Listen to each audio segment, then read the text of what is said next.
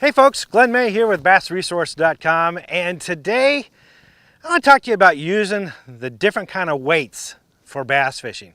A lot of the questions we get on our forums are from people who want to know, like, how much weight can I use on a Texas rig? Or how much weight should I use for a jig?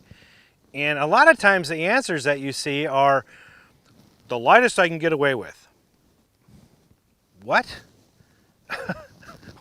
What is that supposed to mean, right?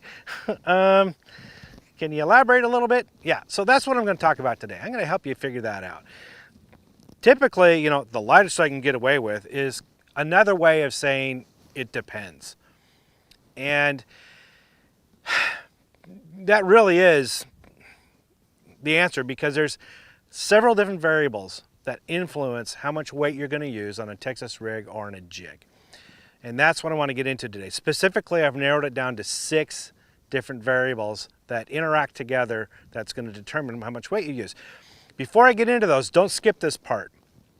There's a foundational piece that you need to understand, that if you don't get this, the rest of what I'm going to say for the rest of the video isn't going to make any sense. So let me get right into it. As a general rule, the slower the fall of the lure, the more bites you're going to get. Okay, as a general rule. There are exceptions, and I'm going to get into that in a minute. But typically you get more bites the slower the rate of the fall of the lure through the water column. So your object of the game here is to get a slow fall while still getting the action of the bait that you need. Some baits you can throw completely weightless and they just look like a piece of garbage in the water. Say a large brush hog, for example. You throw that weightless and it just sits there and kind of falls in the water, and there's no action to it. It doesn't look alive. So it has to look at least alive, like it's something swimming in the water column. So you need at least a little bit of weight on most of these lures to give you that kind of action. So with that in mind, slow rate of fall while making the bait look alive. Here's the 6 things that can affect how much weight you use. It's in no priority order here. It's the cover you're fishing, the depth of the water that you're fishing in, how much wind you have, the bulk of the lure, current, and the disposition of the fish. So let me dive into that. First of all, it's the cover you're fishing in. If you're throwing the lure out in, by the way, I'm going to get into my recommendations here too in the video, just so you know it's coming. But if you're throwing the lure out in open water and it falls nice and slow the way you want it to, great. But once you throw it into cover, say lily pads, hydrilla, milfoil, or you're throwing it into bushes and pitching and flipping into flooded bushes, once that line starts to drape over the weeds, that adds another layer of some friction. And if you're using too light of a weight, a lot of times the lure will just hang. It won't even go. It won't penetrate the cover. It won't fall. The line will just drape over that lily pad, and the lure will fall down as much as the line will let it, and then just hang off the lily pad. So you need to add some more weight in order to keep that lure following through the water column despite the cover that's trying to go through. So that's one thing. The thicker the cover it is, the more weight you're going to end up using. Second is the water depth. So typically you're fishing less than 10 or 12 feet. You can let it fall slowly through that whole water column, and you're apt to get bit anytime during that fall. But if you're fishing deeper, 15 to 20 feet or even deeper than that, a lot of times the fish are down at the bottom unless they're suspending. Sometimes I'll be out in 40, 50 feet of water suspending like within 5 feet, 10 feet of the surface. So you can let it fall real slow. But if they're sitting on the bottom when it's deep, you're going to spend a lot of time waiting for that lure to reach the bottom. So how much weight you use, you want to add some more weight to get it down to the bottom, but it depends on what your presentation is going to be once it gets on the bottom. If you're just dragging it on the bottom, which is very common, then you can use heavier weight because you don't worry about hopping and picking it up off the bottom. But if you want to work it and lift it up off the bottom, let it fall back down and give it a slow flutter, then you kind of have to balance like how much weight to put on that you're going to wait getting it down to the bottom versus how slow of a fall you're going to get by lifting and dropping it once it gets to the bottom. I don't like to waste my time all day fishing waiting for the lure to drop. With every cast, you're waiting it to drop 20 feet, 25 feet. That takes up a lot of time during the course of the day, and a lot of time the lure is not in the strike zone. So I'll use a heavier weight to get it down there, but light enough where I can still work it and get those bites. You just got to figure out what that balance is supposed to be. If it's sitting on the bottom all the time you're dragging it, then it's not so much of a difficult choice. The third thing is wind. Ugh. Wind. Here's the thing. If you're fishing a real light lure and you cast it over to your target, you make a great cast, it gets right to where you want it to be, the wind can grab that line and pull that lure away from the strike zone before it even has a chance to fall through the water column. Worse yet, if it's a stronger wind, it makes casting difficult. A light lure, the wind's blowing this way, you throw it here and it catches it and the wind and it puts it over here. Right? I was trying to reach here, but the wind put it over there. So that's a problem.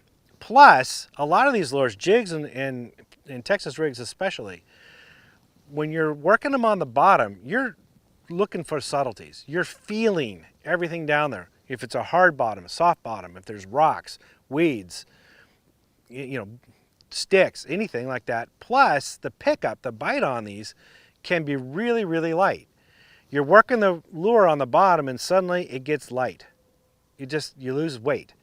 Now that's a fish that just picked it up. Or maybe you're throwing a 1/4 ounce weight lure and now it weighs 3/8 ounce. Okay, that could be a fish that grabbed it. Well, if it's windy out, you could have the lure on the bottom, but then the wind grabs that line and it picks that lure up and you've been feeling this lure the whole time and suddenly it's weightless. You don't know whether is that a fish or is that because the wind grabbed the line, right? And it's a lot more difficult to feel those things on the bottom when the wind is grabbing your line, and especially with your lure is really light. So you need to add more weight to compensate for what the wind is doing. The more weight you have, the more contact that you have, the better feel you have with that bait, and you'll be able to feel the things on the bottom, and you're going to be able to feel bites a little bit better. So, plus you're casting. You won't have the lure swept away by the wind before it gets to where you're casting to. A little bit heavier weight, a little bit heavier lure, you'll be able to cast it to that target easier in the wind. So you got to gauge how much weight you're going to add depending on how strong the wind is. Now the fourth thing is how bulky your lure is. The bulkier the lure is, the more it displaces water, so the slower it falls. So large jigs or jigs with a lot of strands on their skirt with a big bulky trailer on it will fall slowly through the water column. Same with a big creature bait with a lot of appendages on it that flap around in the water. That slows the fall rate of the bait.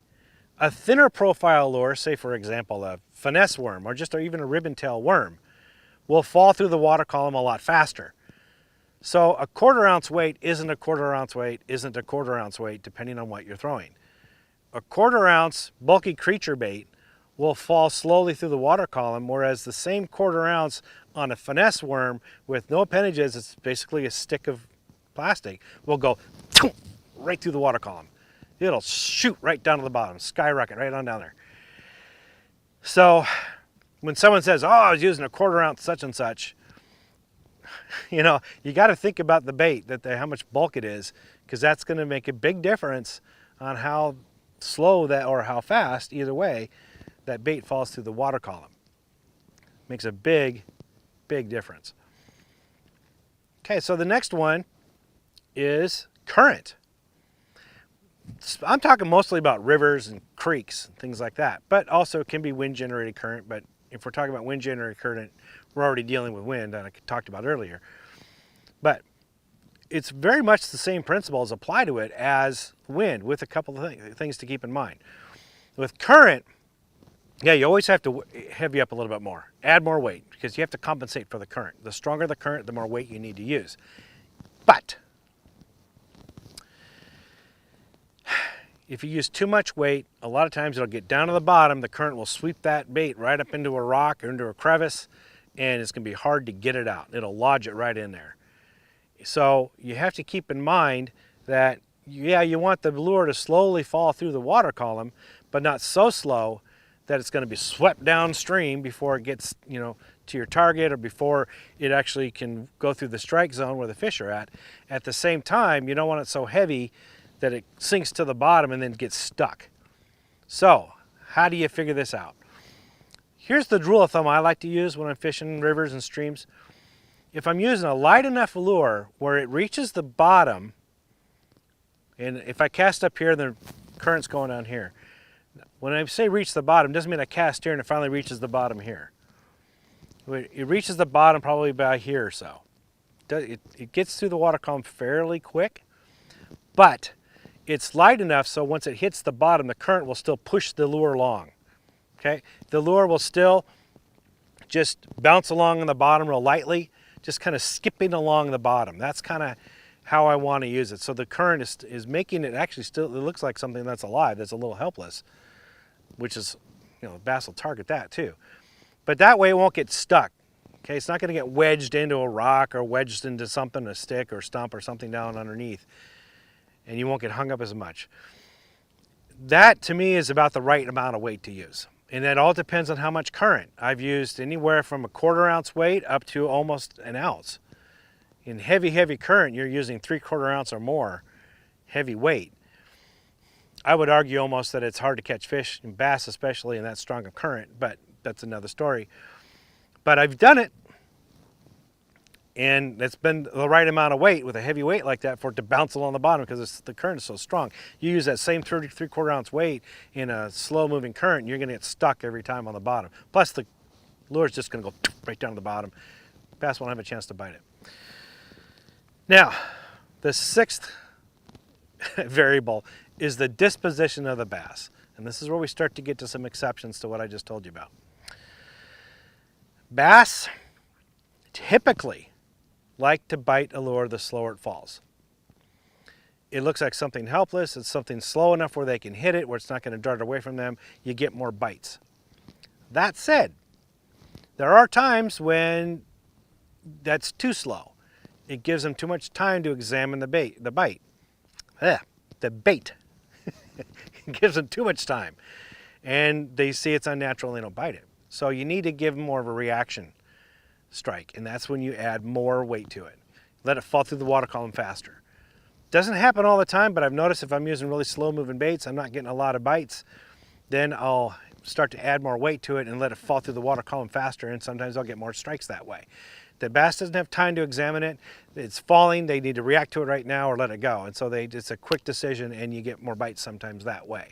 So the disposition will play a factor with, well, all these things I just mentioned, they kind of intertwine, right? It gets confusing.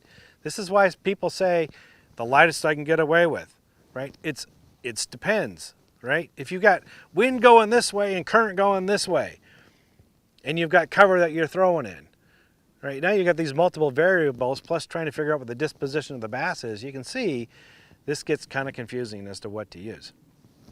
So here's my recommendation.